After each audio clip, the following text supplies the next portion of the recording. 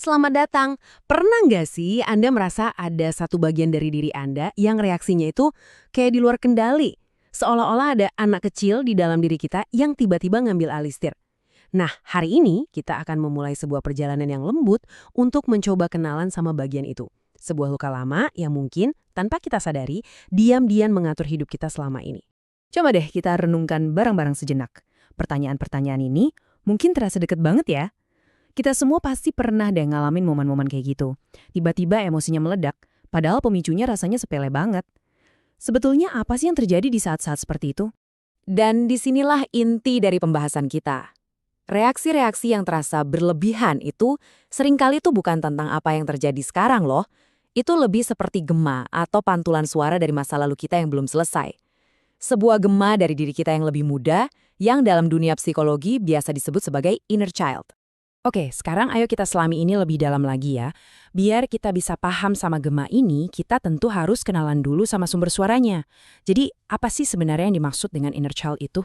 Kalau mau disederhanakan, inner child itu kayak rekaman masa kecil kita yang tersimpan di dalam diri. Dia nyimpen semua kenangan, emosi, keyakinan, dan pelajaran yang kita serap sebelum kita beranjak dewasa. Entah itu pengalaman yang bikin bahagia atau yang menyakitkan sekalipun. Konsep ini itu sebenarnya bukan hal baru loh. Gagasan ini udah berkembang lama lewat pemikiran para tokoh besar di dunia psikologi. Mulai dari Carl Jung yang melihat ini sebagai simbol transformasi, terus ada Freud yang menekankan banget soal dampak masa kecil, sampai ke John Bradshaw yang bikin konsep ini jadi populer, dan Jeffrey Young yang membawanya ke dalam terapi modern. Dan yang lebih menarik lagi, ini ternyata bukan cuma sekedar kiasan atau metafora. Ilmu pengetahuan modern loh menemukan sesuatu yang luar biasa. Ada bagian dari otak emosional kita, namanya amigdala, yang secara harfiah itu nggak tumbuh dewasa seperti bagian otak lainnya. Nah, bagian inilah yang bisa membajak logika kita pas emosi lagi tinggi-tingginya. Jadi bisa dibilang ada dua sisi dari inner child ini. Kalau masa kecil kita itu dipenuhi rasa aman dan kasih sayang, dia akan jadi sumber kekuatan dan energi positif. Tapi sebaliknya, kalau masa kecil kita diwarnai pengalaman buruk, nah, dia bisa membawa luka yang nggak kelihatan, yang terus-terusan mempengaruhi kita sampai dewasa. Oke, sekarang kita coba lihat yuk, gimana sih luka-luka ini yang seringnya tersembunyi, menampakkan dirinya di kehidupan kita sehari-hari? Mungkin beberapa tanda ini akan terasa sangat relevan buat Anda. Coba perhatikan, apakah Anda mengenali pola-pola ini dalam diri Anda? Mulai dari reaksi emosi yang meledak-ledak, perasaan gak cukup baik yang terus menghantui, sampai mungkin kesulitan buat menjalin hubungan yang sehat. Ini semua bisa jadi adalah cara inner child Anda yang terluka sedang minta tolong, minta perhatian. Dan ini bukan cuma soal perasaan ya, dampaknya itu benar-benar nyata dan bahkan bisa diukur. Ada sebuah penelitian besar namanya ACE Study yang ngasih kita gambaran yang sangat jelas betapa seriusnya dampak dari pengalaman buruk di masa kecil itu. Angka ini, terus terang, bikin merinding. Studi ACE menemukan bahwa seseorang yang punya 4 aja atau lebih pengalaman traumatis di masa kecilnya, itu punya resiko 12 kali lipat lebih tinggi untuk mencoba bunuh diri. 12 kali lipat. Ini bukti yang sangat nyata. Betapa dalamnya luka itu bisa membekas di jiwa kita. Dan dampaknya bahkan terasa sampai ke fisik kita. Studi yang sama menunjukkan kalau trauma masa kecil yang parah itu bisa memotong harapan hidup seseorang sampai 20 tahun. Ini nunjukin kalau luka batin ini bukan cuma soal perasaan, tapi jadi beban fisik yang nyata dan sangat-sangat serius. Sekarang, mari kita coba lihat lebih dekat, gimana sih konteks lingkungan dan budaya kita di Indonesia bisa ikut berperan dalam membentuk luka ini? Penting untuk diingat, tujuan kita di sini bukan buat menyalahkan siapa-siapa ya, tapi untuk memahami dengan lebih jernih. Data ini yang dikumpulkan dari berbagai lembaga di Indonesia, nunjukin ada ribuan kasus kekerasan pada anak yang dilaporkan tiap tahunnya. Angka-angka ini adalah pengingat yang menyakitkan bahwa masih banyak anak yang tumbuh di lingkungan yang gak aman. Dan yang paling bikin sedih, seringkali luka itu datang dari tempat yang harusnya paling aman, yaitu rumah.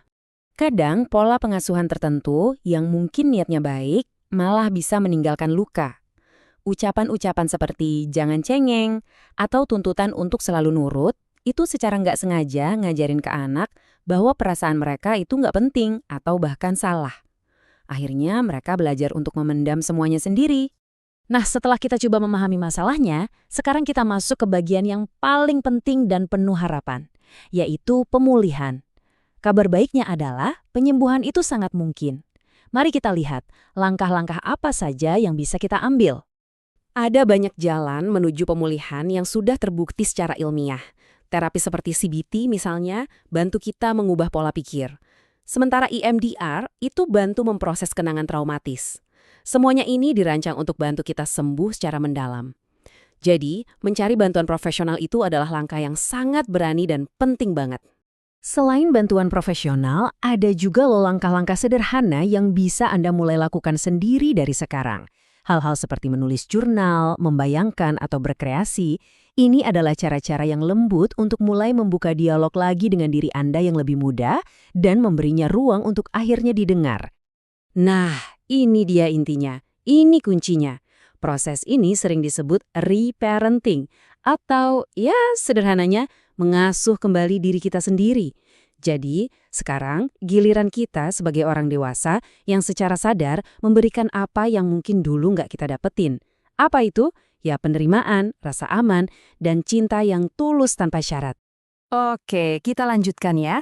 Mari kita lihat bagaimana proses penyembuhan ini dampaknya tuh bukan cuma untuk diri kita sendiri, tapi juga bisa punya efek positif yang jauh lebih luas. Ini poin yang krusial banget. Luka yang nggak kita sembuhkan, seringkali tanpa sadar kita wariskan ke generasi selanjutnya. Dengan kita menyembuhkan inner child kita bukan cuma membebaskan diri sendiri, tapi kita juga memutus rantai trauma antar generasi. Kita memberi kesempatan bagi generasi setelah kita untuk tumbuh dengan jauh lebih sehat. Dan ini adalah pesan harapan yang ingin saya tekankan. Pemulihan itu membawa perubahan yang nyata. Saat kita berhasil melepaskan beban masa lalu, kita seolah-olah membuka ruang baru bagi energi, kreativitas, dan kemampuan kita untuk terhubung dengan orang lain secara lebih tulus dan lebih dalam lagi. Jadi kesimpulannya begini. Perjalanan ini sama sekali bukan untuk mencari siapa yang salah, tapi ini tentang keberanian kita untuk melihat ke dalam diri, mengakui rasa sakit yang memang ada, dan akhirnya memberikan pengakuan pada perasaan-perasaan yang dulu mungkin nggak pernah didengarkan oleh siapapun. Seperti kutipan ini, sembuhkan anak di dalam dirimu, dan orang dewasa yang utuh akan muncul. Dengan kita merawat luka masa lalu, kita sebenarnya sedang membiarkan versi diri kita yang paling utuh, paling kuat, dan paling otentik untuk akhirnya bisa bersinar. Semoga pembahasan kali ini bisa jadi langkah awal yang menenangkan dalam perjalanan Anda ya. Terima kasih.